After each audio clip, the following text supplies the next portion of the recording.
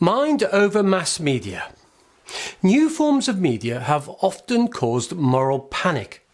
The printing press, newspapers and television were all denounced as threats to their consumers' brainpower and moral fibre. So too with electronic technologies. PowerPoint, we're told, is reducing discourse to bullet points. Search engines lower our intelligence, encouraging us to skim on the surface of knowledge rather than dive deep into its depths. Twitter is shrinking our attention spans. But such panic often fails basic reality checks. When comic books were accused of turning juveniles into criminals in the 1950s, crime was falling to record lows. The decades of television, transistor radios and rock videos were also decades in which IQ scores rose continuously. For a reality check today, take the state of science, which demands high levels of brain work.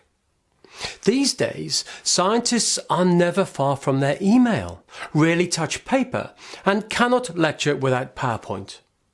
If electronic media were hazardous to intelligence, the quality of science would be plummeting. Yet, discoveries are multiplying like fruit flies, and progress is dizzying. Critics of new media sometimes use science itself to press their case, citing research that shows how experience can change the brain. But cognitive neuroscientists roll their eyes at such talk. Experience does not remake the basic information processing capacities of the brain. Speed reading programs have long claimed to do just that. But the verdict was rendered by Woody Allen after he read War and Peace in one sitting. It was about Russia. Moreover, the effects of experience are highly specific to the experiences themselves. If you train people to do one thing, they get better at doing that thing, but almost nothing else. Music doesn't make you better at math. Accomplished people immerse themselves in their fields.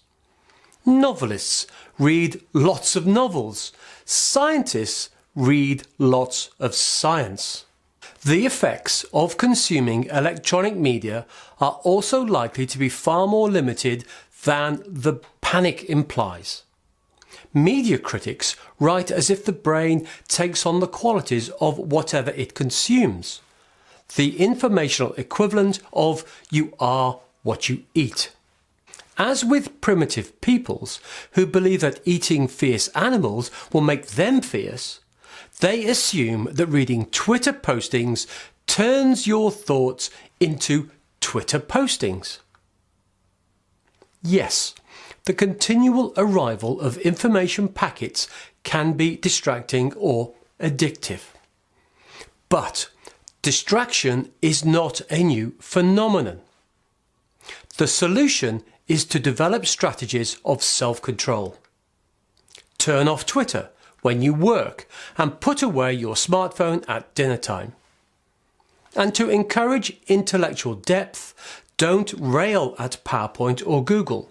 It's not as if habits of deep reflection or thorough research ever came naturally to people.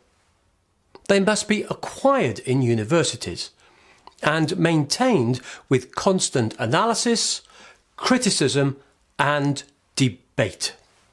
They are not granted by propping a heavy encyclopedia on your lap, nor are they taken away by efficient access to information on the internet. The new media have caught on for a reason. Knowledge is increasing exponentially. Human brainpower and waking hours are not. Fortunately, the internet and information technologies are helping us manage and search our collective intellectual output at different scales, from Twitter to ebooks and online encyclopedias. Far from making us stupid, These technologies are the only things that will keep us smart.